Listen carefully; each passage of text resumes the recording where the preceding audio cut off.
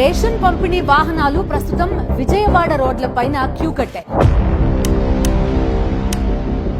ఒకప్పుడు ఏ వాహనాలకి కోట్లు ఖర్చు పెట్టేశారు అని నానా గోల చేశారు.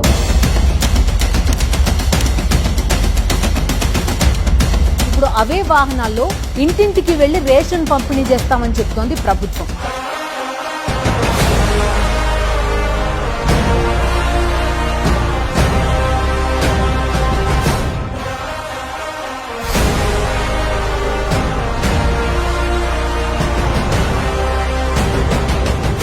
అప్పట్లో జగన్ ప్రభుత్వం తీసుకొచ్చినటువంటి ఎండిఓ వెహికల్స్ ఏవైతే ఉన్నాయో వాటన్నింటినీ ఇప్పుడు చంద్రబాబు వీటన్నిటిని ఉపయోగించుకుంటున్నారు. వీటి ద్వారానే వరద బాధితులకు సాయం అందించడానికి వీలవుతుంది కాబట్టి వీటి ద్వారా మాత్రమే రేషన్ పంపిణీకి ప్రస్తుతం శ్రీకారం చుట్టారని చెప్పుకోవచ్చు.